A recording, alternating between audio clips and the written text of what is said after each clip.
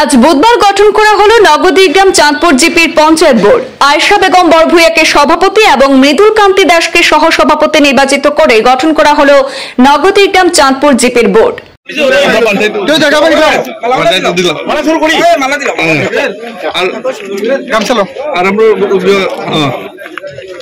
আজ বুধবার সোনাই উন্নয়ন খণ্ড কার্যালয়ে জিপির গ্রুপ সদস্যদের শপথ বাক্য পাঠ করেন সোনাই সার্কেল অফিসার মারিয়া তানিম।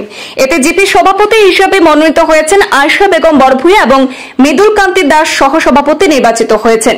এদিন জিপি গঠনের পর সোনাই ব্লক কার্যালয়ে উৎসব মুখর পরিবেশ তৈরি হয়। ব্যান্ড পার্টি সহ মালা পরিয়ে নবগঠিত নগদীগ্রাম চাঁদপুর জিপির সদস্যদের সংবর্ধনা জানান স্থানীয়রা।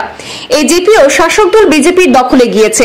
এদিন জিপি গঠনের প্রক্রিয়া শেষে বিজেপি নেতারা গ্রুপ সদস্যদের শুভেচ্ছা জানিয়েছেন।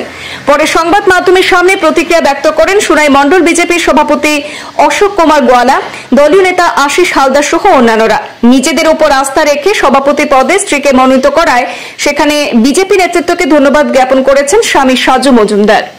আমার সহধর্মিনী আয়েশা বেগম বরভূয়া আমার এখান থেকে প্রায় 8 জন গ্রুপ সদস্য আমার সহধর্মিনী আয়েশা বেগম বরভূয়াকে সভাপতি হিসাবে নির্বাচিত করেছেন।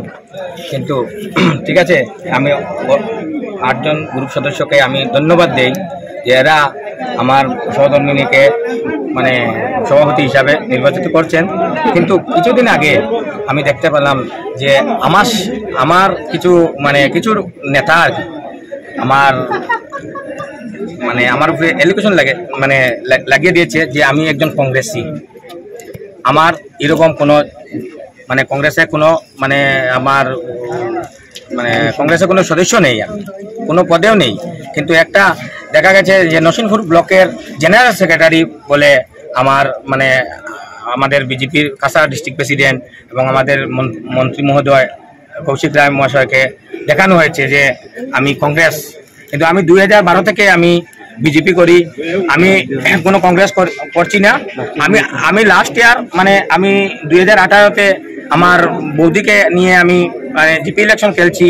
আমি বিজেপি থেকে, ভারতীয় জনতা পার্টি থেকে খেলছি, কিন্তু 17 ভোটে আমি হেরেছি। কিন্তু এরপরেও আমাকে কংগ্রেসই বলে কিছু নেতা আমাকে নিয়ে কংগ্রেসই বলে প্রচার করছেন।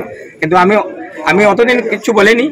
আমি বলি যে আমার বডিটা হয়ে যাক, এরপরে আমি বলবো যে এইরকম কোনো আমি জানাই আমি বিজেপির সঙ্গে আছি, থাকবো, যত জীবন থাকবো আমি।